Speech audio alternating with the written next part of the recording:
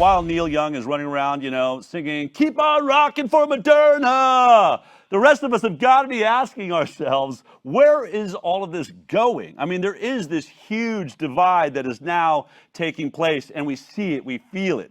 Hopefully some of us are starting to feel that mending a little bit because those that were vaccinated, maybe after the second shot or certainly when the third shot came along and promises of a fourth shot, have people, starting to feel delusioned, starting to drop away from their belief in the government system. But is that a good thing? What happens if, we lose faith as a whole in our government institutions, in our health departments?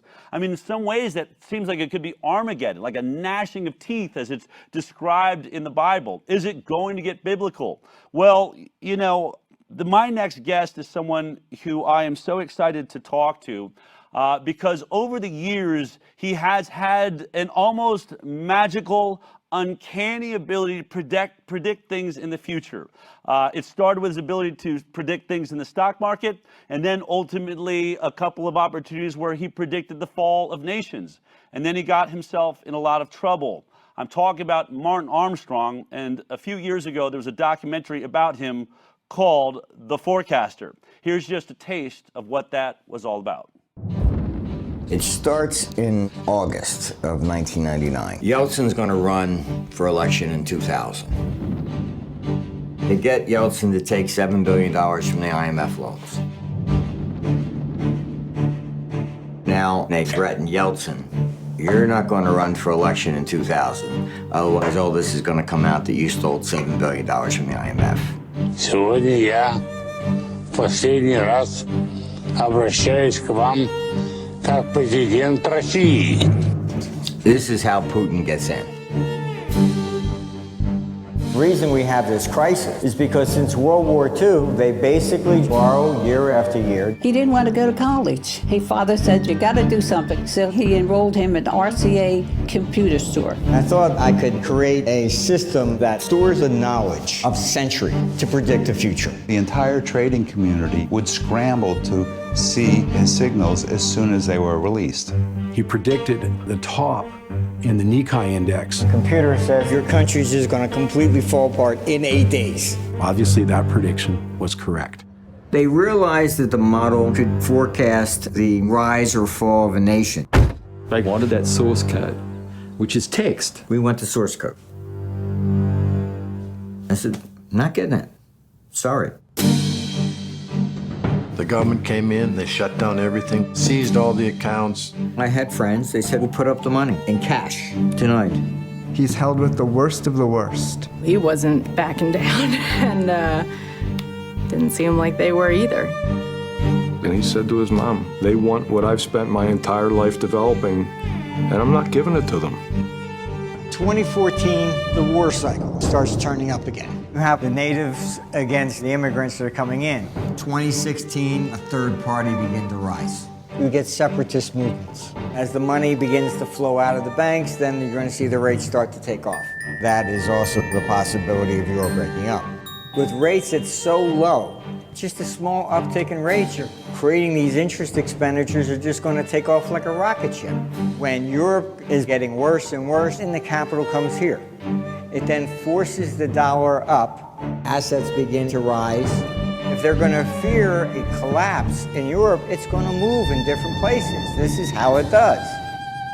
His name is Martin Armstrong. The documentary, The Forecaster, came out back, I believe it was in 2015. But it is my pleasure and honor to be joined right now by Martin Armstrong. So first of all, thank you for coming in to Thank you for inviting me. To talk to us. So just quickly, to sort of go through your history. You're a pretty smart kid. You're really into trading coins and things. Start by asking your mom, can I, get your change, and you started collecting that. But at the moment you've got to go to university, you're not keen on the idea, so your dad says you have to do something. And so what ends up being the decision there? Well, I mean, I started, but my father was a lawyer, so he was trying to push me, into law. Okay. I really didn't particularly care for that, and so it It was my father that pushed me into computers. Okay. But back then in the 60s, I mean, a computer was as large as this entire, stage. Right. And they were still using, vacuum tubes then. Okay. And integrated circuits had just been developed. And so when I went there, I mean, it was basically in those days, you had to do the whole engineering side, electrical and computing side, so you had to do both. So you had to be able to build a computer From scratch. From how scratch. how to design it, everything, Yeah. and which was very good. But then what happened was that RCA made a serious mistake. They thought the computer was more like the radio, that we end up big wooden units, and it's going to come down to a crystal set that kid's going to buy in a 5 and dime. Okay. So they thought they were selling the peak, but RCA was actually the biggest computer company at the time. Well, okay. Because they came out of World War II with all the government contracts, etc. So they sold the computer division to IBM and UNIVAC. Wow. And they kept the servicing. So they wanted, those of us that were there, I was offered Thule, Greenland, Guam, or Vietnam. Okay. And the married guys were getting London, Paris, stuff like that. And I said, first it was like, you can volunteer. And then I said, I don't want to volunteer for any of that, thank you. Right. And then it came down to, well, you got to pick one. And I just didn't want to do it. I mean, so I decided to quit, and I wanted to go back to trading.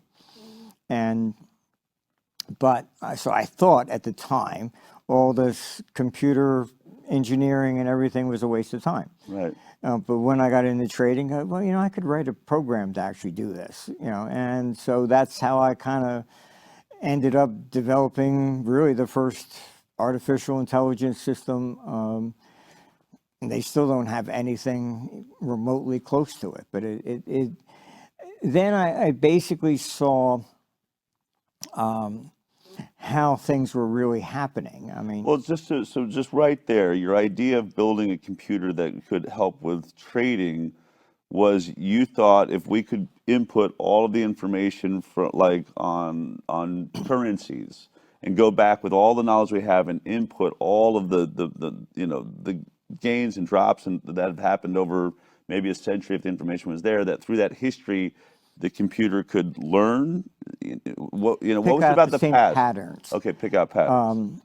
What I would say is that what I've understood, also being an advocate of history and interested in that, is that history does repeat mainly because the passions of man never change.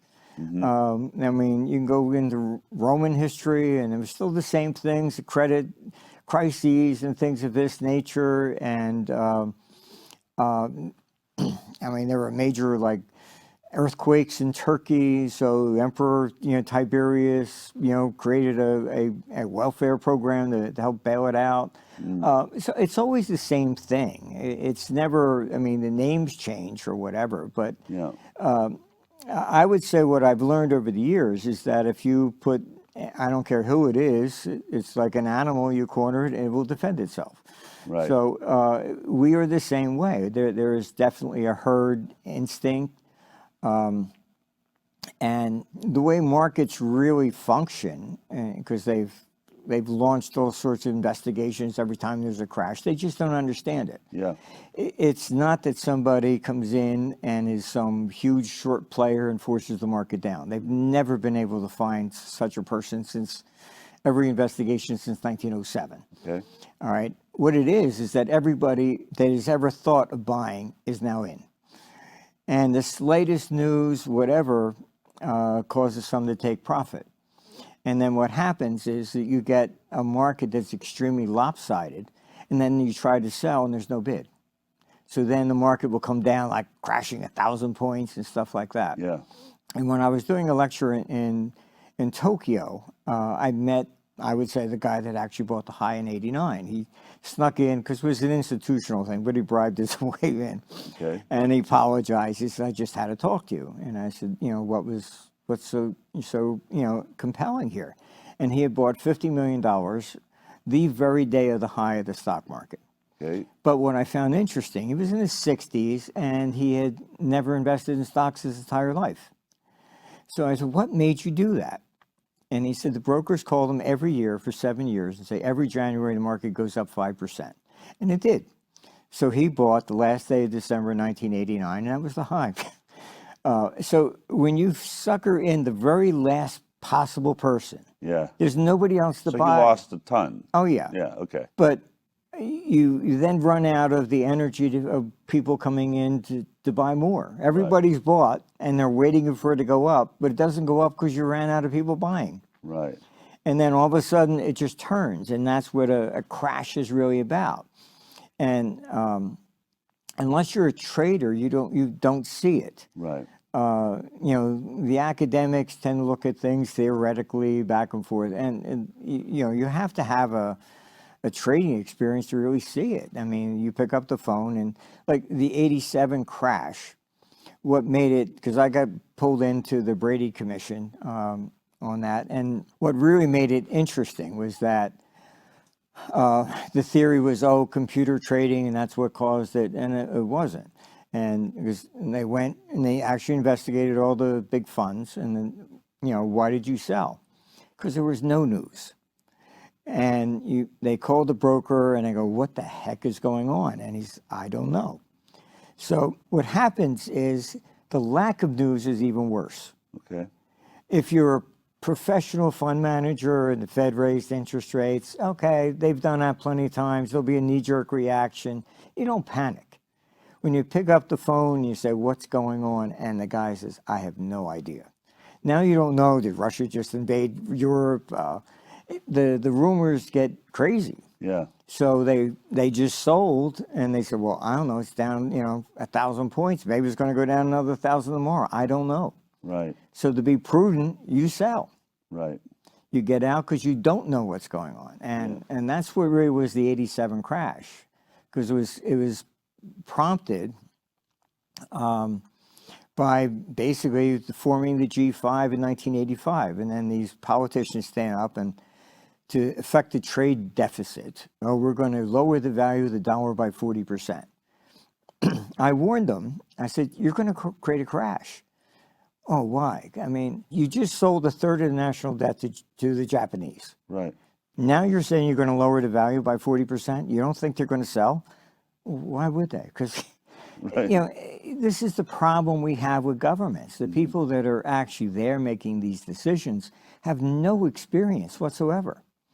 And so the '87 crash, my biggest accomplishment, if you look at the Brady Commission report, the government will never blame itself. Right. At the end of the report, it says, "We think foreign exchange had something to do with it," and that's it.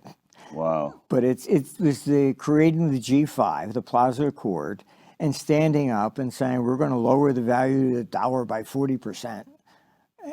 Yes, okay, fine. The dollar will be cheaper, so you'll be able to export more, but also all the assets you just sold to somebody. Right. They really don't understand the economy. It's one of the things that I've discovered, because I talked to a lot of politicians, and the first realization I had was we grow up thinking that they're these super brilliant people or something, like they were like born as politicians. And when you sit and talk to them, you realize this guy's just an old coal miner that got into politics, or a dentist, or even a mailman. Like, these are just regular people that decide to get in politics and then elevate themselves up. But that's like their education level was there. I mean, they don't. So what you're saying is there's really very few people in our government that actually were stockbrokers or have any understanding of how money moves and flows, or, Yeah, I'm very, very. I don't think I've met any. I mean, the only one I would say was probably the most intelligent that I ever met was Margaret Thatcher. Okay. She was very good. She understood history, I think, which is what made her really different. Yeah. But most of these other people, I don't know, maybe that they just want to be loved, so they want to run for politics or something, Yeah. but they have nothing really to offer. So, I mean, you look at the COVID thing. I mean, a lot of them are imposing things only because somebody else did.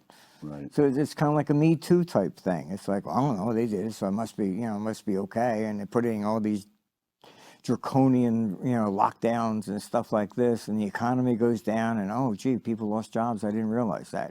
Right. It's really quite pathetic. All right. So before I want to get into COVID, but just to sort of sum up, people want to watch the documentary, The Forecast, so they can get into it. But you build this computer that becomes really good at analyzing all the data that's being put in and starting to predict market crashes, futures, economies, really, right? What things are going to do. What was the sort of the moment where the computer surprised you? I would say early 80s, it came out with a forecast that the British pound was going to drop from 240 to par, and that the British economy would flip and align with the United States. And this can't be correct. And I thought this is completely nuts. And it happened. So I developed a query so I could say, how are you coming up with this? And basically it picked up the North Sea oil. So suddenly Britain was becoming an energy exporter versus Europe wasn't. And then when you begin to see it, you say, oh, okay, fine, I can understand this. So the computer was finding things that a normal person wouldn't be paying attention to, sort of. Yeah, I mean, if you sat there diligently and you correlated absolutely everything, Right. You'd find it, perhaps. But I mean, the computer was just doing it without, any passion. Right. We were advising the Universal Bank of Lebanon, and they found somebody with a ledger had written down all the Lebanese pound every day, and they asked us to do a model. I said, sure. I put it in, and it came out, and it said in 8 days your country's going to collapse. And I thought the computer's got to be wrong. I said, look, I don't know what. Something's wrong with the data. And they very calmly said to me, okay, fine, well, what currency do you think would be best? I said, I just said your country's going to fall apart. So it said in 8 days. I mean, all based on some ledgers found which had a history of that currency. That's when the Lebanese war began. 8 days later.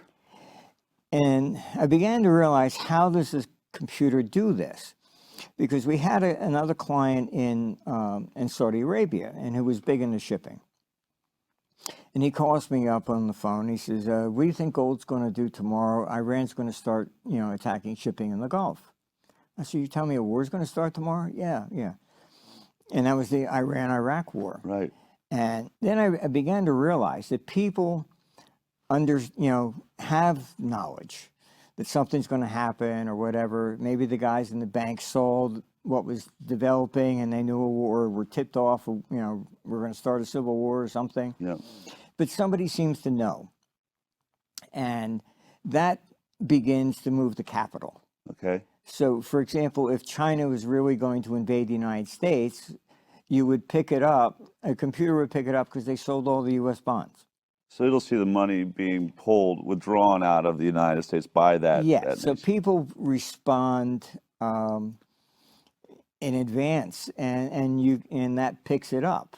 And so, I mean, even with 9/11, they started realizing this really from our model and started looking at who was buying puts on airlines in advance and stuff like this. I mean, if you know something's going to happen, then you basically do that. And a lot of the terrorists were doing. So your computer predicted 9/11? It right to the day.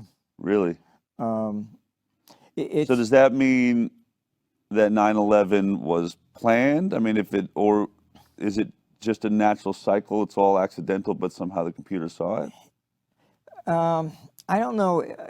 These things take place on cyclical turning points. Perhaps it's pressure that builds up in advance that causes it to happen. But I mean, the computer picks it up mainly from a capital flow perspective. Why is it always fairly consistent?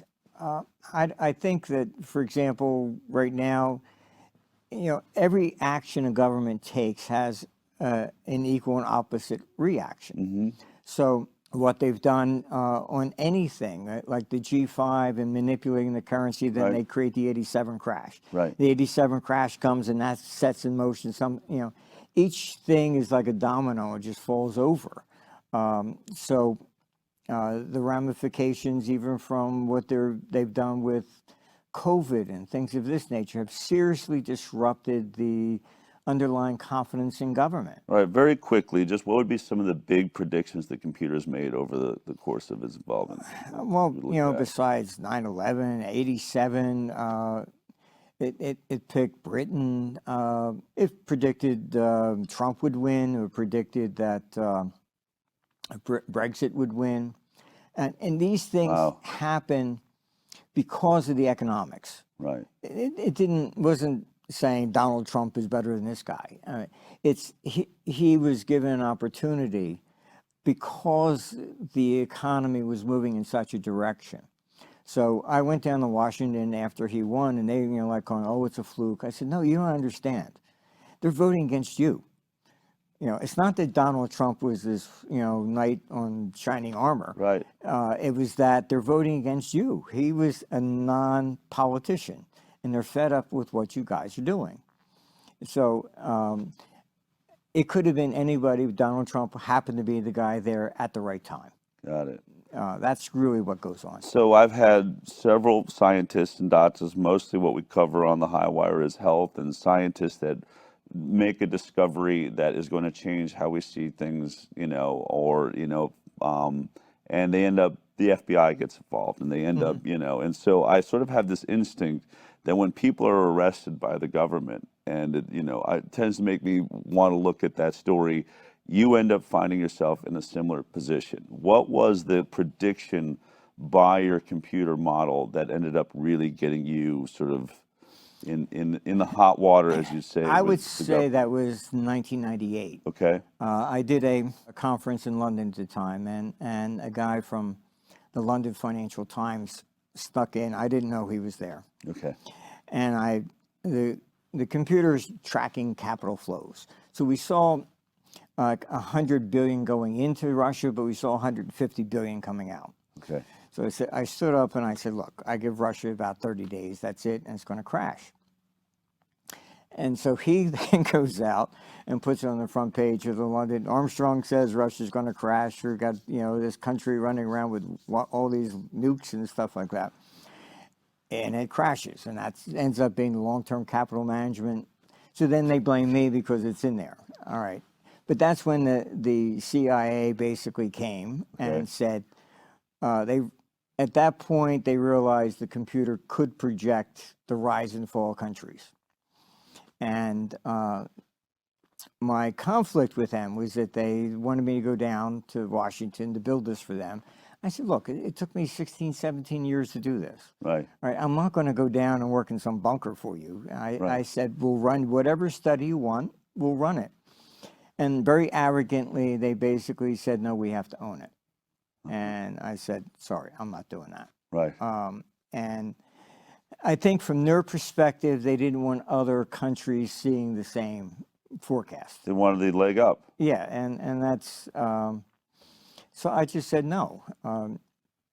But so they create this contempt, and civil contempt maximum, according to the statutes, 18 months. Right. But they just kept rolling it. And actually, on the Supreme Court side of my war, but she was in the Second Circuit at the time, and she had written an appeal decision. She dissented, and she says, "This guy's entitled to due process of law." So that probably got me into the Supreme Court. Okay. Now, I would say what the forecaster didn't actually say, why did they finally release me? I got into the Supreme Court, and the Supreme Court ordered them to explain what the heck's going on. And so at that point, I'm released, and they go back to the Supreme Now, how long Court. had you been in jail at that point? 7 years. 7 years? This is the problem with our legal system, that the judges are all just do whatever the prosecutors tell them. There is no justice in this world.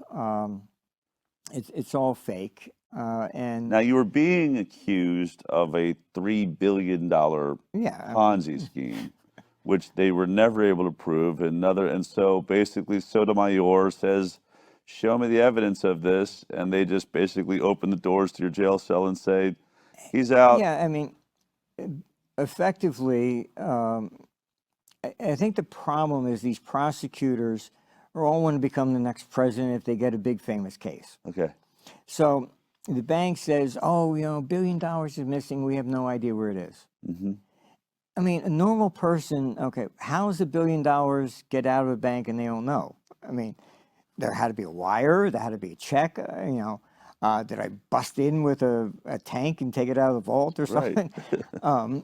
And I even said to them, I said, the bank stole the money, all right? And they go, well, we believe the bank. And then I think it took them maybe 6 months to figure out the bank lied. Right. I said, how do you get it out of there? What are you people, morons or what? Right. So the bank, I told my clients, I said, look, if you don't get over here and sue this bank, you're never going to see a dime because they're going to protect the bank. Okay. So the clients did what I told them to do. They came over and the lead counsel came in to see me and he says, I'm terribly sorry. It looks like you're collateral damage. I said, yes, I know. And we agreed to cooperate. And then the government went and got a lifetime gag order on me to prevent me from helping my clients against the bank. Wow. So the bank ended up having to plead guilty. And so the bankers always get these deals. And this is why people don't understand why banks never go to prison. If they charge the CEO, what are they going to get in a fine? 20 million, 50 million, maybe, if the guy's really rich. Yeah. If they charge the bank made $1 billion, well, give us 20%. So they charge the bank. Nobody ever goes to jail. The shareholders end up paying. Right. And they get these big fines. Oh, we fined, HSBC $300 million for money laundering. Right. But nobody goes to jail. Right. The case that's in the forecaster was Bank of New York. Yeah. Here you have $7 billion money laundering, supposed to be the biggest money laundering in history. And what happens? The two people in the bank get 6 months house arrest. Wow. I mean, that's it. Now, there's a weird relationship between governments, and especially the government of the United States, and banks, in that you sort of talk about the selling of American debt, which sort of gives them a conflict of interest when it comes to busting these banks. Can you explain that to me? When it actually goes back to the Civil War, when the U.S. had no national debt before the Civil War. So when they needed to borrow money, they went to Jay Cook, who was a real good marketer. He was selling bonds and he had a network built up, and they said, we need to raise money. And so he began to sell bonds for the government. So that's kind of, once that was done, what happened after that is that the government always went to the bankers to sell their debt. So we call them primary dealers. Okay. So the Treasury didn't sell the debt itself. You wanted to buy a Treasury bond, you had to go to a bank to get it. So every time they would blow up the economy, nobody would ever go to prison because they would say, look, you put us away and who's going to sell your debt? Right. So it was definitely a conflict of interest. So you get these things where they say, okay, fine, well, you made $2 billion on this, give us $400 million. And, oh, we charged HSBC and we got a big fine. And it's all, a dog and pony show. All right, let's get to the big dog and pony show we're in now. People, if they want to get into, it's a great documentary. It's sort of on all that you got involved with, the issue of being in prison. But you're out now. When did you get out officially? 2011. 2011. Okay. So this pandemic hits. You're a financial guy. I saw it coming, was predicting to my audience because I, in some ways, was watching the money. I was saying the pharmaceutical industry is putting more money into our government than any other industry there is. It's outspending oil and gas 2 to 1. It's the #1 financer of our government, putting people in positions of power. And I was saying to audiences, we fight wars in the Middle East for the amount of money oil and gas is pushing into our government. What do you think pharma's going to get? It seemed to me clear that they wanted ownership in some way of every human body there was. And I was, looking and seeing that they're funding other governments all around the world. And so I had predicted there's going to be a pandemic. I believe there's going to be a pandemic. I was saying this to audiences that will scare, they need everyone. People thought that, well, they're just trying to change the laws to make sure that that last 3 to 5% of unvaccinated kids is vaccinated. So there's no way, there's no money in that. It has to be that they want the adult vaccine program. They want everybody lining up to become this human ATM machine. This is what I was saying to the audience is there has to be a pandemic to scare us into that. That's where this is going, folks. This is going to you not being able to get on a plane, not being able to work. They want every human being on the planet vaccinated. So that's what I was warning about. So for me, the moment the pandemic hits and we have the show The High Wire, this was something we were sort of expecting. I thought it was going to be Ebola or something more deadly than a bad cold. But from your perspective, not, you didn't spend like this. We were talking just the other night, which is why you're here. We had dinner, but I was very aware of everything in science around vaccines, and that's how I made the prediction. How for you did this affect? What were the financial things that were going on, and what did you think as soon as this pandemic started? It really began in August 2019. Okay. The U.S. banks would no longer participate in what's called the repo market. Another bank needs some money, so they post some collateral for the 24-hour market. Suddenly, the U.S. banks wouldn't touch anything to do with Europe. Okay. So the Federal Reserve had to step in, and that was August of 2019. It was clear at that point in time that everything was starting to change in the capital flows, and something serious was developing in Europe.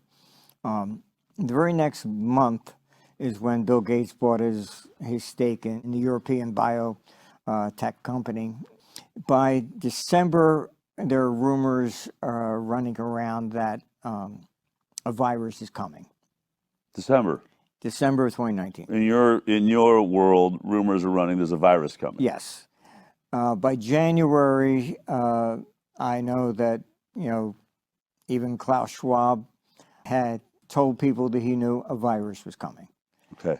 And I was told by reliable sources that besides Bill Gates starting to sell stock off in December of 19, that the World Economic Forum Schwab had sold all his stuff out, including stocks and bonds. Now, you wouldn't sell bonds unless you thought the governments are going to go down. Usually, it's what we call flight to quality. If you sell the stocks, you buy the bonds. Okay. Back and forth. But when you start selling both, something's wrong. Okay. So that was coming up. So the computer projected we were going to have what ended up being the COVID crash. Okay. And I think what you're dealing with is that Schwab had a hand in creating Europe, and people don't understand how bad Europe is. And the object is really to get rid of democracy. Okay. In Europe, to make people think they still have some sort of a right, you get to vote for an MP for Parliament. But Parliament has no power to write laws or overrule the Commission. The Commission doesn't stand for election. The head of the EU also is not elected. They're appointed by the other heads of state. So you have a political system there that has pretended to be a democracy, but has nothing to do with anything. So they've successfully eliminated the power of the people to actually overthrow the government at the polls. And that's what they would love to do here. At that point in time, Schwab is, some people think that he's just been a front man, and he's not. He's one of the major brains behind this thing. He is convinced that eliminating democracy and equality is, of course, not for him, but that's the answer. And this whole Marxist idea was that you can eliminate depressions and things of this nature if the government controlled everything. But the government's corrupt. Right. You know, so you get people paying them one way or We had another. angels. We had angels in government, and somehow, like, Yeah, you know, it's- they always cared about humanity. So, um, I mean, so talking about Schwab and this sort of, so one of the things that when you and I were talking, I was saying that I always get the question of, is it evil? Is it the reducing population with the vaccine program, all of this? And my experience is, for the most part, that these people involved really believe in this product. They really believe in it. You know, they believe that someday they'll be able to vaccinate for every virus and every bacteria on the planet. It's crazy. To me, it's crazy. Who would want to even get that many injections or whatever? But they don't believe in God. They have a fear of death, and their job on this planet is to right the wrongs of humanity and make sure that we are never prone to disease ever. And they know they have a journey to get there, but they really believe someday there is this, you know, utopia that they've built. And I think that that is evil in a way. For me, you know, evil is that when you start thinking you're God or there's a lack of God, then you sort of, whether it's benevolent, they think they're benevolent. They think, the people I've met think what they're doing is right. Is Klaus Schwab different, or is he similar to that? Is he an evil person setting out to destroy the world? I don't think so. Not in his mind. I mean, one, he does think that they can create organs and things of this nature. And my concern is that a lot of the people that are involved in this are 80 years old. And are they Right. doing it? They're dreaming of a computer that can make a new heart for them because they're going to need it pretty quickly. Yeah, I don't know. It just seems very strange to me. I mean, even Fauci's like 80. Yeah. You know, why is he still there? Right. You know, obviously it's somebody like power, because I mean, he's now the highest paid person because he's been there so long. He gets more Right. than the president of the United States. Yes. But why are you still there? You know, and the only thing that would entice somebody is power. And so is it delusional, self-delusion? Perhaps. I'm not so sure that they want, I think there is an effort to depopulate the world. And that comes more from the Gates side. But And is Gates a major player, or is he just a front man for something we're not seeing? Because I keep feeling like this is a guy that, if there's a, you know, we all hear about the Illuminati and this room full of people that, you know, we never see, that are making the decisions for the world.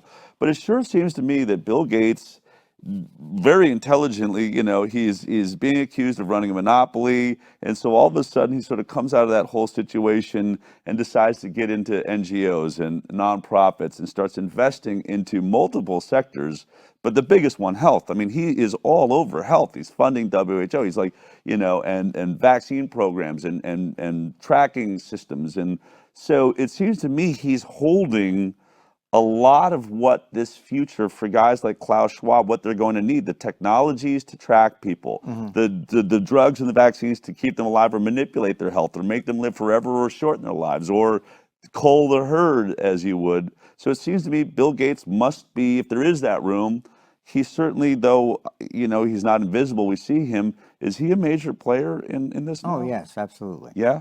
The three major players are Soros, Gates, and Schwab. Okay. But they each bring something different to the table. Schwab began his whole World Economic Forum like, you attend here and you'll get to meet a head of state and maybe you can get some influence, you know. So he was selling that. And that's how the World Economic Forum grew, Okay. for political contacts. But Schwab is more on the economic side. He really believes in this Marxist, you know, panacea, so to speak. Soros is, with his open society, believes in this one world government. And the EU, I mean, I put on a video on our site of the former president of France, Holland. He stands up and he's sitting next to Merkel in the parliament. And he actually says the main purpose of the EU was that if we all get together, then we create one government and we'll end war. This is their idea. And Soros pushes power in the UN, right? In order, yes, his idea is the UN would then become the dominant control of the world. These are very what's the advantage bizarre. to him? Like, what? Why does that? Why? I mean, there must be personal advantage to that thought system. I don't know if he seems to have been really indoctrinated into this idea from the London School of Economics, which is extremely left. Okay. Why he believes it, I don't know, but he Okay. does. Maybe because he grew up as basically a Jew, pretending he was a Christian. I don't know. Okay. Whatever set him in motion on that. All right. Gates, his father was, the head of Planned Parenthood, which was basically set up in minority areas to reduce the population. So I think that's his overall idea. In programming side, I mean, I knew, the way Gates operated. He was always interested really in monopolies. And if you came out, like there was a company, Netscape, and that's what ended up bringing down, Gates out of Microsoft, but they created the internet browser. And he would then create something, put it in Windows for free to basically put them out of business. It was always this to create this monopoly. So when the feds went after Microsoft, the deal was they didn't break Microsoft up provided he left.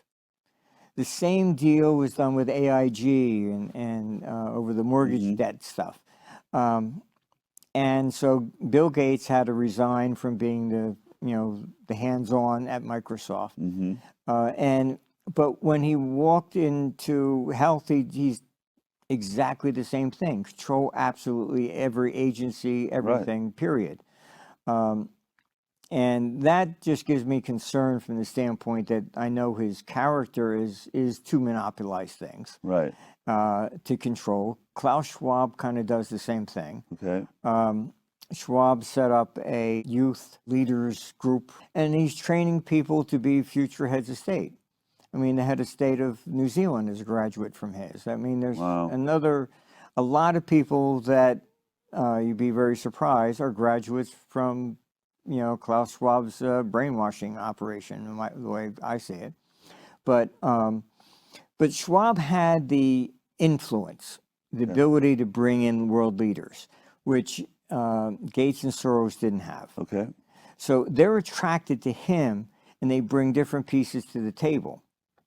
So it was Gates that comes in with the climate change and all this other kind of nonsense that climate's always changed. I mean, right. There's been ice ages, but right. How did we get out of an ice age if there wasn't, soccer moms driving around SUVs, right. But I mean, there are cycles to absolutely everything. We have seasonal cycles. That's part of nature. Okay. So we are hearing in Klaus Schwab, I've talked about him on our show. You've got the World Economic Forum. What was really scary to me was the moment I, saw this slogan, Build Back Better, coming from this overall sort of idea, dream of the Great Reset. And then the Great Reset, we're going to take this opportunity of this pandemic, which now you're saying was predicted, like they somehow knew this virus was coming, and that there was going to be this upheaval. The Great Reset, he's saying, let's use this as an opportunity to rebuild the world. We're going to build back better. And then I saw Joe Biden giving a speech, one of the few where he came out of his basement to see the world when he was running for president. And on his podium, it said, build back better. Exactly. And I thought, this is terrifying. This is the first time I know of where I'm visually watching and have confirmation that a theme or an idea that wasn't born in the United States of America is being presented by a man running for the president of the United States.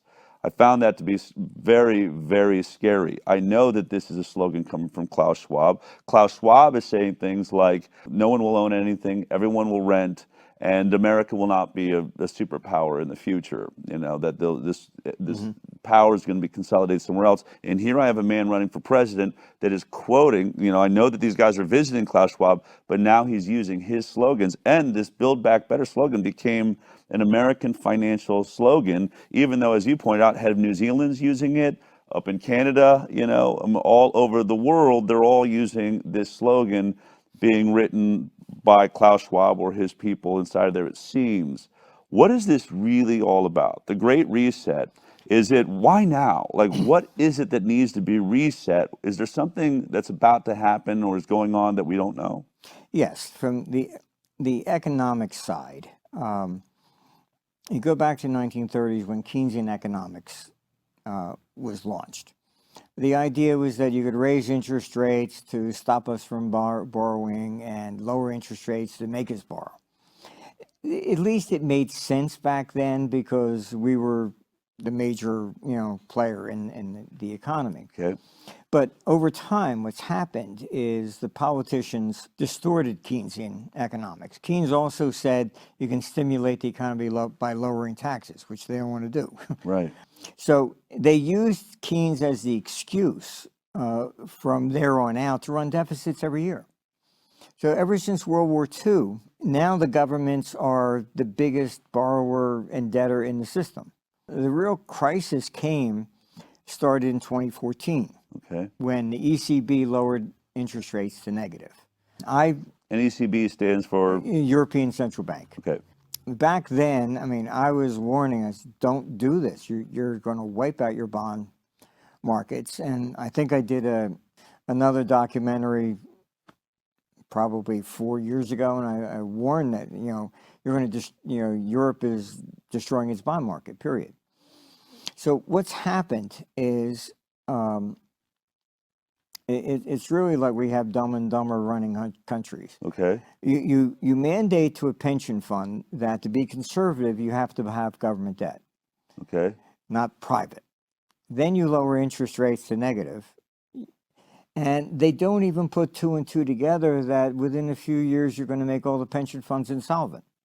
Okay. So in Europe, they're basically all broke. The pension funds were invested in bonds because that's what they were sort of which they forced took to negative. do. Then they take them negative.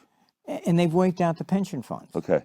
So that's where it comes back, this guaranteed basic income, this idea, because they know they've wiped out people's pensions and stuff like this. So how are we going to get out of that?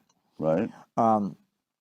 So this whole thing is about when Schwab comes out and says, you'll own nothing and you'll be happy. It's a front. Okay. All right. It's people think, oh, they're going to take our property. They don't really. It's to pretend that they are doing this for you. You're going to be eliminated. Your mortgage payments, your car payments, they'll be all gone. Student loans. Sounds good. But basically, it's a front because it's the way government defaults. Okay. But they can't default. If they default, and what would happen is they wipe out everybody's savings, the pension funds, etc., which is what happened in the Great Depression. Okay. I suggest reading, it's online, Herbert Hoover's memoirs, 1931. From all the history books, they hid the fact that governments defaulted, permanently defaulted on their debt, and that's what made the Great Depression so bad. So we're back at that point. Governments are about to default. Yeah. Europe is completely gone. That's it. I've spoken to bankers in New York. That's what the repo crisis is about. And bankers in New York will no longer even accept European government debt as collateral for a loan. Wow. I mean, that's how bad this has gotten. So what does that mean for Europe in the what's about to happen? That's Is it what happening? this Great Reset's about. Okay. Schwab has sold the idea that the only way you're going to come out of this is we need more authoritarian forms so you retain power. I've argued on the opposite side of the table from him is that we can eliminate the debts by creating coupons and then swapping them to do a debt to equity swap. So then you would take these coupons and you could only invest it. So is that a coupon given to citizens or given to people? Okay. If you got a $1,000 bond, you get a coupon. Then you could take it to Klaus Schwab or whatever and say, okay, fine, it's good to buy equities. Okay. So small companies would fund, have suddenly the funding would be there for them to actually grow. Most small businesses, 70% of them are turned down for loans. Right. So I mean, you could grow the economy tremendously if you stop competing against them. But why So the should government's competing against the absolutely? people. I'm a banker and say, well, why should I lend you money when I can give AAA from the government and I know I don't lose anything? Right. So you got to give me something more, and I have to have confidence in you that you're not going to go broke. So the government's competing with the private sector, and that's why the economic growth has been declining. So the bigger they get, the more they consume. It's kind of like you make $100,000 or $1 million a year, and that's fine. But now you say, well, let me get a maid to do this, then I'll get another one to do that. They don't bring more to your income; they Right. consume it. Right. So next thing you know, okay, fine, I was making $1 million, but I got a staff now. I'm paying $500,000 to. So are you making $1 million or $500,000? Right. And that's the problem with government. Government doesn't create jobs. I mean, anything that it creates consumes what somebody else produces. It doesn't produce income. So the bigger a government gets, the slower the economic growth. It's simple as that. I mean, you can just take this. How bad is this about to get? I mean, is America in the same position as Europe, or are we in we're in a better place? We're in a better place because we never went negative. And the Federal Reserve is independent. So the Fed is raising interest rates, which is basically a declaration of war against Europe. The ECB is different. All central banks are not the same. So the ECB would have to go back to Parliament to ask for more money to create more and more and more. And then the problem with that is that in Europe, you have to have everybody consent. So it's kind of like, getting a unanimous bill through Congress. I mean, it's never going to happen. Not going to happen. So the ECB is in a much different position. So the ECB can actually go bust. If they all disagree on funding it, then it's actually not there. Whereas the Fed is independent. The Fed, yes, can create money. It has the ability to create elastic money. So it can increase the money supply or decrease it. It doesn't go back to Congress to say, gee, can we do this? How is Europe going to get out of this? This is what Schwab has sold to them. The only way out of this is to basically do his great reset. And that you'll get everybody used to the fact that they just lost everything they own, but sell it in a different way. It's kind of like life insurance. I mean, if you buy accident insurance, fire insurance, all these things, but when it comes to yourself, do you buy death insurance? No. They can't sell death, so they call it life. And you go, oh yeah, I got $5 million worth of life. How much do you have? But they said if it's death insurance, they couldn't sell it because people go, well, I'm not ready to die yet. Okay, so maybe it's bad luck if I buy it. So they just switched the name. Interesting. And it's a marketing ploy, and that's what they've done with this. So I say, oh, you'll own nothing and you'll be happy. It's because they're going to default. And they can't default unless they fool you to make it think that they're doing this for you. Now, if Europe defaults and just gets obliterated, I mean, do we get pulled into that sinkhole? That's why they had to get rid of Trump, because Trump was standing in against this climate change. And what you have to understand about the climate change is that that's the agenda of the UN. The UN says no single country can defeat climate change, as if we could really do anything anyhow. But right. So their argument is everybody has to be subservient to the UN, and the UN will make the rules and regulations. And that's where Schwab's little video, the U.S. will no longer be a superpower. Our arsenals will be handed to the UN, and UN will become the one world government, which is Soros's dream. So global warming is sort of the headline by which we try to convince the world to all sink the power into a singular space, this being the UN, and create that one world power. So that's the sales pitch. Yes, I mean, look, it's you can go back and there's a front page of Newsweek from 1970. All the scientists said, "Oh no, we're going into an ice age." Right. You know, and then they flip it. All right. I mean, they've never been correct about any of this stuff. And the main reason is, unfortunately, the way most of these analytical ideas progress. It's let's say it's 40 degrees this year, 45 next year, 50 degrees. So then they go, oh, it's warming. And then they take it on a linear projection and say, oh, by the year 2060, we'll all be burning alive. Things don't work that way. That's like saying, okay, fine. Well, the Dow went up 1,000 this year. The next year, it's always going to go up 1,000. That doesn't happen. But this is how they come up with these projections that are really nonsense. Global warming. Oh, we're all going to just go back. I mean, warming periods. It was Rome basically expanded because it got warm, and as soon as it gets cold, civilizations collapse. Mainly because people can't they can't grow food and things of this nature. That's when disease comes, the Black Plague and things of this nature. Mainly because people are malnourished. Right. I mean, you can even find letters of John Adams talking in in the Revolutionary War that the ground was frozen 2 feet deep. It was so cold we couldn't grow any food. So global cooling is far worse for civilization than warming.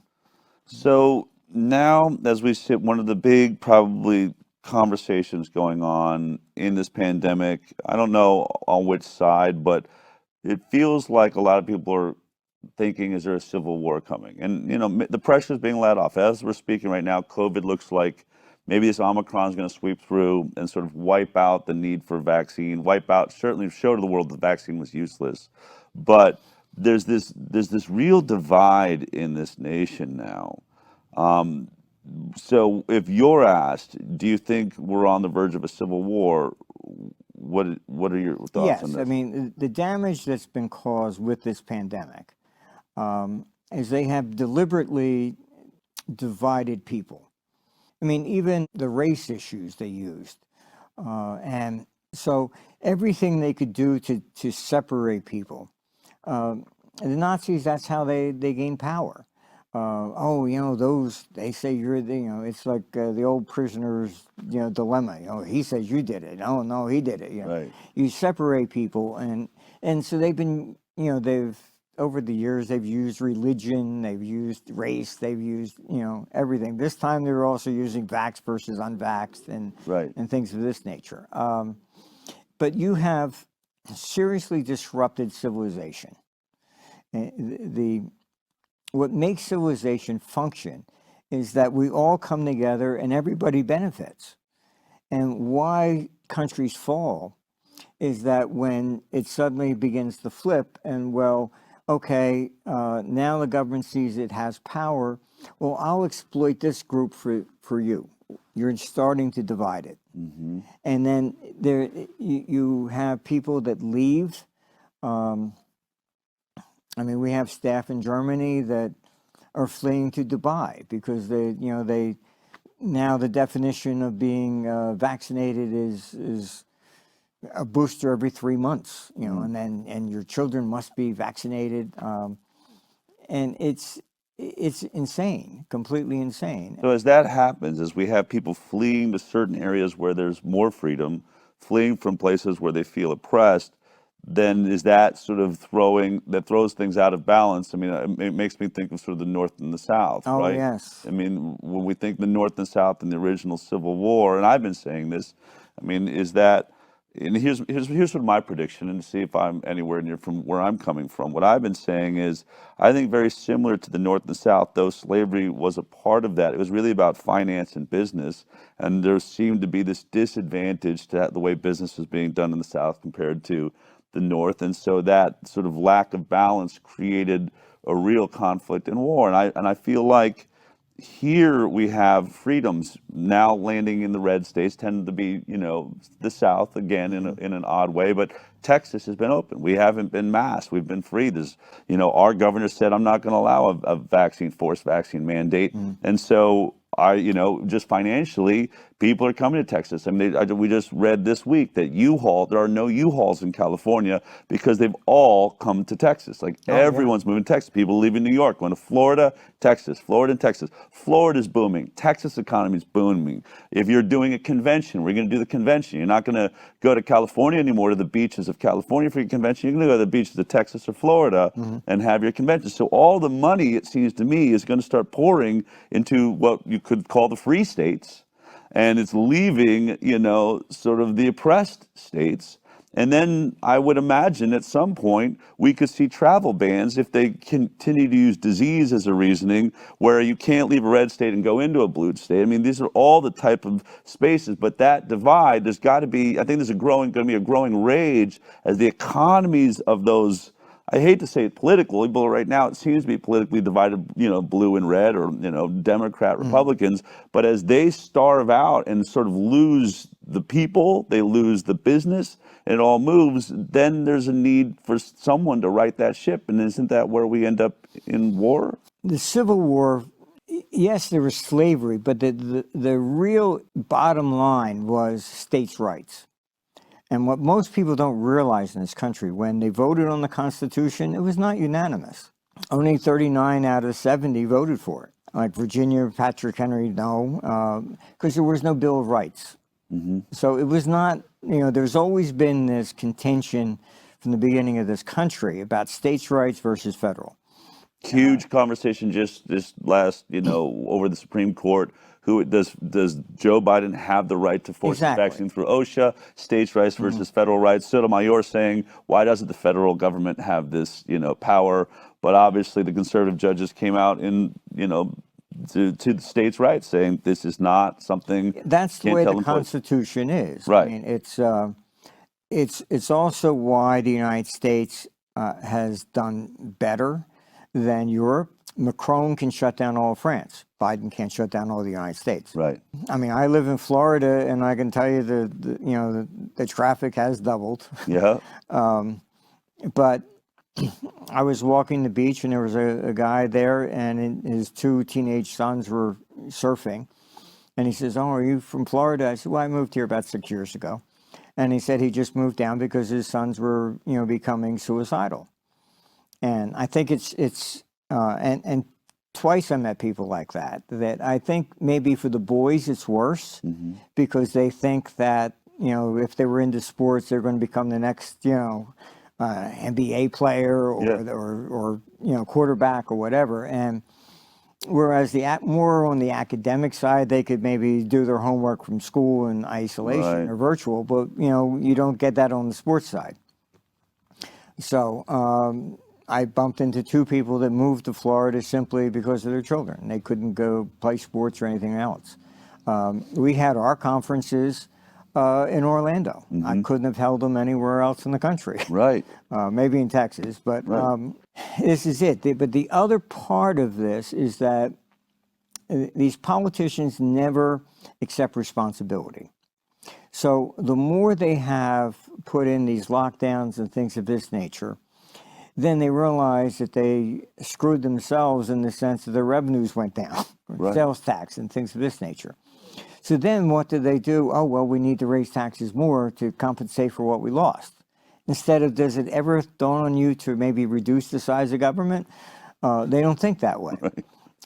So ironically, a lot of Wall Street has been moving to Boca Raton, to Miami. I think Miami is going to basically replace Wall Street. I mean, even Goldman Sachs moved.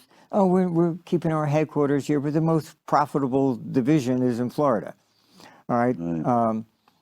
I had a friend who was one of the top investment bankers in New York, and he called me and said, "Gee, you want to go to dinner?"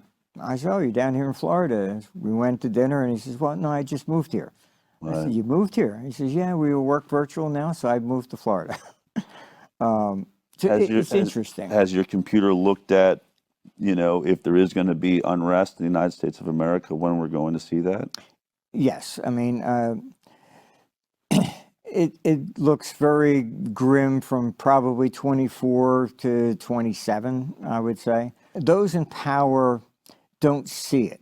So all they're concerned about is keeping power. So they'll get more authoritarian, more draconian, rather than say you are the problem. Right. And that's why I say in Washington there are no mirrors. They never look at themselves. When they investigate a financial crisis, does anybody ever look at, did the government cause this? So 24 to 27 in the United States of America, your computer model, which has been incredibly civil unrest rising dramatically. You're seeing the same thing in Europe. Yeah. You know, even before the pandemic, I went down to Greece, and when, you know, Germany was against Greece, you know, getting out of the loans and stuff. And you see protests there, and they're walking around in Nazi uniforms. I mean, the memories in Europe go back much further than, I was in Yugoslavia years ago, and they go, oh, well, you know, they killed 600 of us, and they put us, you know, in a mass grave. I said, I thought I missed it in the news. I said, you know, when did this happen? Oh, about 500 years ago. I said, oh yeah, that one. That one, right. I was in Bavaria, and they said, oh, it's a holiday today. I said, what's the holiday? Oh, we won the war. I said, which war? Oh, against Prussia. You know? Right. So they remember things much longer over there, and part of it, why Europe will fail, is language. What made America great was actually discrimination. Sounds crazy, but whoever was the last off the boat, you didn't get a job unless you spoke English. So when the Italians came, they had to learn English. When everybody came, it was fair, whoever was the last one off the boat. Right. Basically. But so then you ask an American, what are you? Oh, well, I'm half Irish, half Italian, whatever. You don't see that in Europe. Very rarely, you know, will a Scot marry somebody from Italy? I mean, they don't speak the same language. So you're not really, you don't see it that often. So that's what keeps Europe actually divided. I mean, if a girl from France brought a German home for dinner, and, you know, the father's going to say, you know, you do know what they did to us, you know. Right. The memories just go back a long time. When Klaus Schwab makes this prediction that America will not be a superpower, do you feel that that's an accurate prediction? Or, I mean, whether they're driving that agenda or not, do we see a shift towards China, which is, I think, what we're all concerned about? Well, China, after 2032, will be the new financial capital of the world. The computer's pretty strong on that. But you have to understand that that's because we are committing suicide ourselves. Okay. Dividing the country like this, like, you know, Biden saying, oh, the military, you have to be vaccinated. And I think it was like 46% were refusing to get vaccinated, you know. And then, oh, you get dishonorably, you know, discharged. You know, this is, what is this? And then you stand up and say, well, U.S. will be there to defend Taiwan. Well, how are you going to do that if you're going to fire half the military? Right. It seems like, you know. Defund the police. Yeah, it's completely crazy. That is an agenda that's something that's different. It's like to eliminate local police and put in federal police. Why is that? There's an old lesson from politics. It's called the Nika Revolt that happened in Byzantine times in the 6th century. The people were revolting against the emperor, and the local police sided with the people. Okay. And the emperor was about ready to flee, and his wife said, you have a legion outside that would come in and defend you.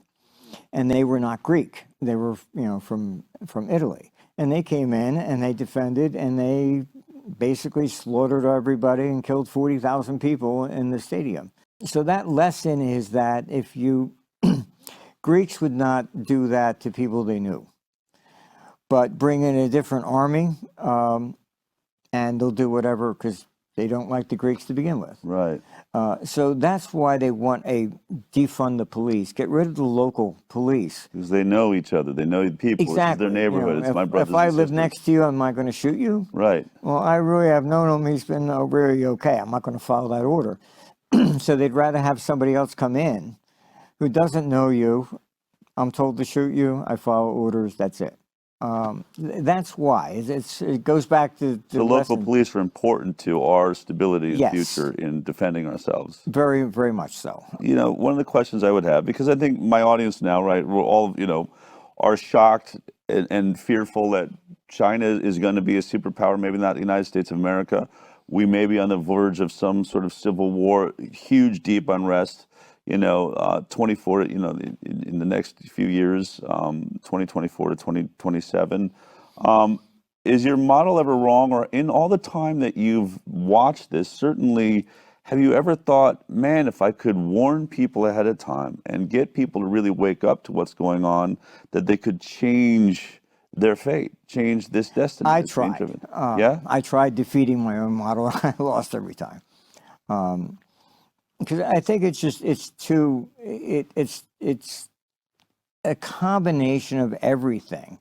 And so you can't just change one simple thing, and it just has to play out its course. That's what I've learned over 40 years in doing this thing. It's never been wrong because history does repeat because of humanity makes the same mistakes over and over again. Rome fell basically from corruption internally, as we're seeing again here. All right, and there was a general that, I forget which one, but he sent a letter out and warned that maybe U.S. could go into civil war by 2024, that the military will split. That's how Rome fell. Okay, the military split. So there were civil wars, this general against that one, etc. You take sides. They do. They take sides. So there will be people that will say, okay, fine, no, I think, the South is correct. We should, and they would defend against the North. I mean, there was a joke when I think Biden was talking about putting in restrictions to people going to Florida, and DeSantis came out and said he would call out the National Guard to defend Floridians against the feds. I mean that's how stupid this everything gets. Yeah. But so what do we do? I mean, how do we, I'm sort of proud of America. We've resisted this vaccine push. Though a lot of us got it. I would say that 40%, more than really almost every first world nation, there's something inside of us that has a rebellious spirit that sort of stood against this. DeSantis, Abbott, Texas, Florida, other Arizona. There's states that really sort of held strong states' rights being argued by 27 attorney generals that pushed back against the Biden administration. So it seems like there's hope.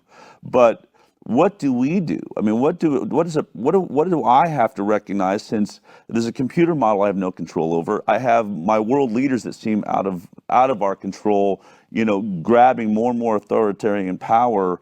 What do we do as citizens under these circumstances?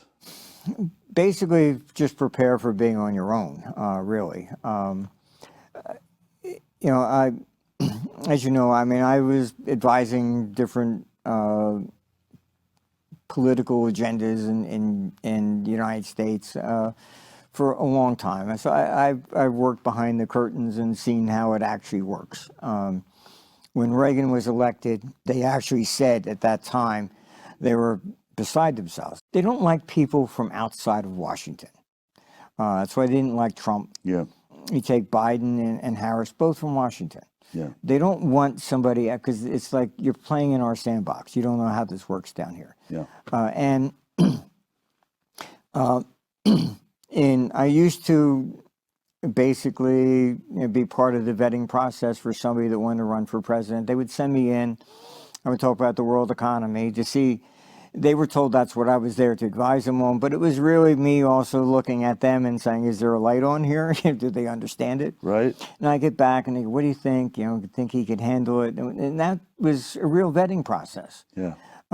Then 99, that changed. And that changed with Bush Jr. Okay. They told me to go down to Texas, and they said, this one's different. And I said, what's different? And he said, no, you don't have to assess whether he can handle it. He's, we think he's, a little slow. So they thought he was an idiot. And so they basically, I said, why would you do that? Because it was completely opposite of everything we were doing before. And they said, well, he's got the name. And ever since then, like Obama attended maybe 60% of his morning briefings.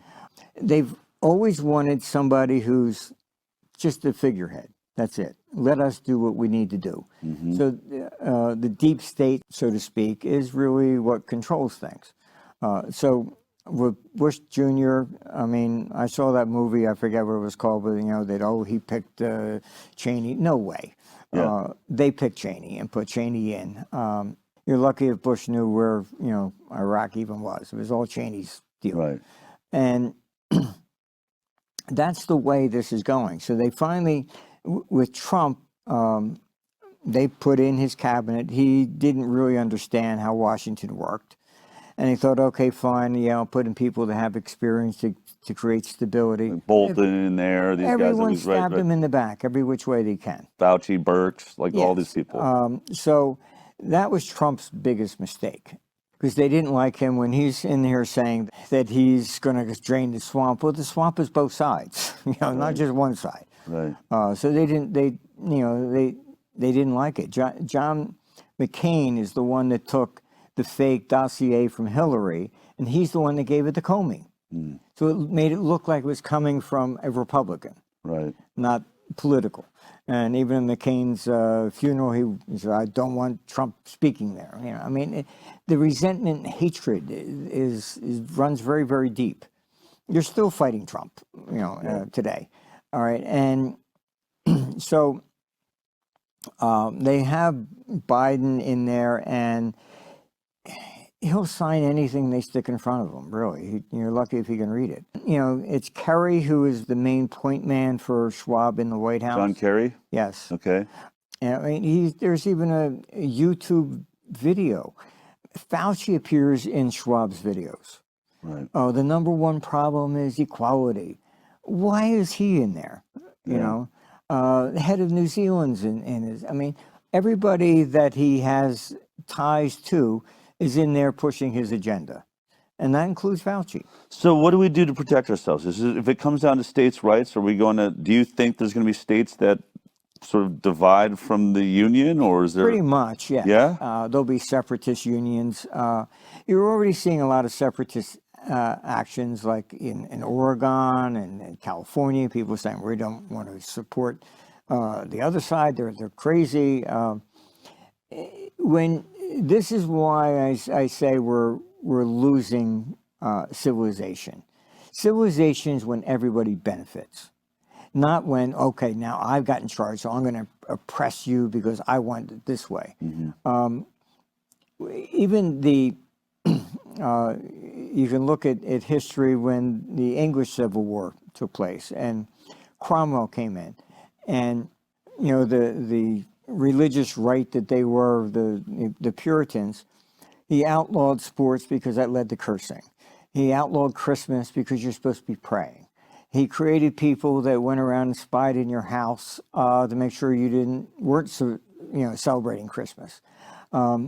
So that's why Cromwell and the English said, wait a minute, this is going too far the other way. And they overthrew him and then went back with the king. And you have a similar thing. If Biden oppressed, like instead of like right where you should be, you know, getting America to come together, work together, he's dividing, he's pressuring. I'm going to force you. I'm going to take away your job. I'm going to force you to lock down. I'm going to force you in a mask. All these things. He's the perfect guy, because I really question whether he's coherent enough to understand what's going on. But I've seen it. I mean, the judge that I had dementia. You can even Google him, Richard Owens, and he was like, you know, how long are these guys on? He was on the bench from 1970 or something, appointed by Nixon. I would go to court, he would forget who I was. He would go, oh, counselor, you're arguing admirably for your client. And then the marshals go, oh, you're the lawyer? I said, no, I'm the defendant. You know, oh, yeah, he's crazy. I mean, but this is what goes on. And Biden's the same way. So I can see it in what he says, and then there's a clip like one guy on CNN got vaccinated. Oh, are you okay? You know, so was that a slip? You know, right. So just to sort of wrap this up, where should we find our hope? I really think eventually you will see the United States split. They have created a divide. between blue and red, basically, using the vaccines, and it has tapped into this idea of socialism versus capitalism. And it's been around for a long time, and this is Marxist ideas, and this is why communism fell. I can tell you, because I was also called in by China to help them become capitalistic when they first formed. And I was impressed with the Chinese versus the Russians. The Russians went from communism to an oligarchy. You competed with one of them, and your head was found in the gutter next street. The Chinese were monitoring absolutely everything, but they did not interfere. So I went there. There were 249 varieties of tea that they were tracking. I had no clue there were that many varieties of tea in China. Right. But it was fascinating because they were talking about, well, why is this tea selling for $5 here but $1 here? I said, well, where does it come from? Well, here. I said, well, first you have transportation costs. They go, oh, really? And I said, people will pay more for something that's better or for someplace else.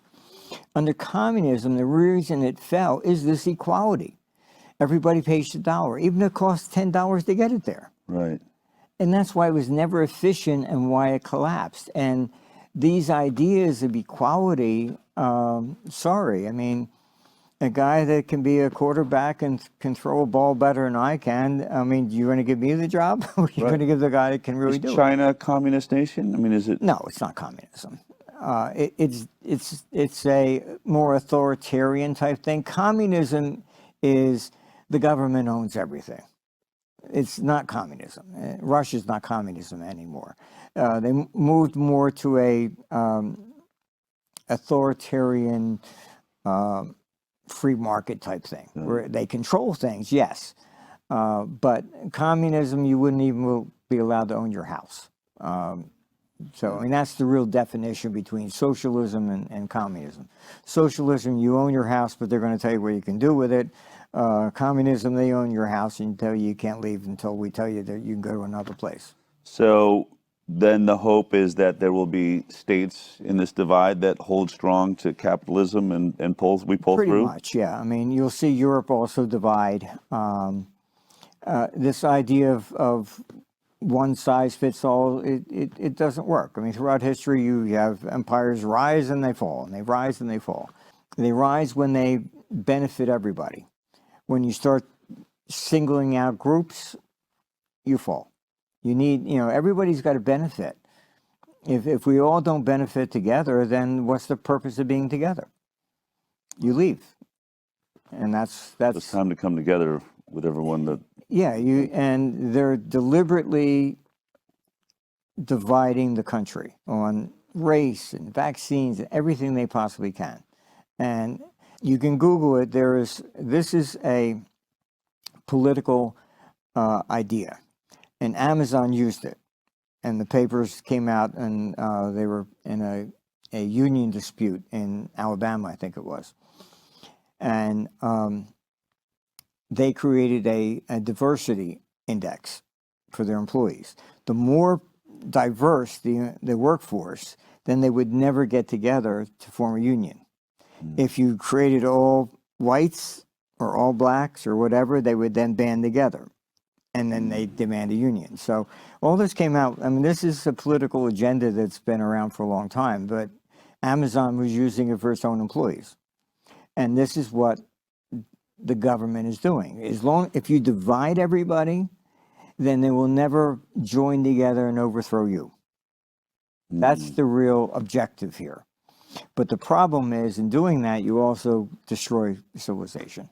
I want to really thank you for taking the time. When people want to sort of follow the work that you're doing, the predictions that you're making, what's the best place for them to find that information? You can go to armstrongeconomics.com. You don't have to register, put in emails or anything. We don't even sell advertising to keep it just as a public service. That's it. Absolutely incredible. One of the sort of more mind-blowing conversations I've had. I really want to thank you for taking the time. I want to thank you for standing your ground and really, truly representing what it means to be a hero. Government, coming after you, end up, you walk out, you're free, you proved to be right. You held on to everything you believed in. Oh, I just believed in Patrick Henry. Give me liberty or give me death. I'm not going to go any other way. Amen. Thanks Great a lot. meeting you. Good talking to you. Nice meeting you. All right. Well, obviously, you know, we do these long form interviews full of a lot of information, but I know you have your friends out there that maybe have short attention spans, and that's why we have put together our Get Vaccinated campaign. Here's what that's all about. Folks, it's time for you to get vaccinated. The Highwire is launching a brand new campaign to arm you with the facts in short videos you can share anywhere, featuring the world's leading experts on COVID-19, vaccines, and everything in between. Natural immunity appears to be robust, complete, and durable. These are the drop the mic, fully cited facts to help you, the super spreaders of truth, in this real war of misinformation. Share the link, download the short video, and post to your favorite social media platform. All you have to do is go to thehighwire.com/getvaccinated for all of the latest short videos. And make sure to grab your Get Vaccinated merch at thehighwire.com. Click shop for the latest in Highwire gear. We want you armed with the facts online and on the front lines. Get the facts, lose the fear at thehighwire.com.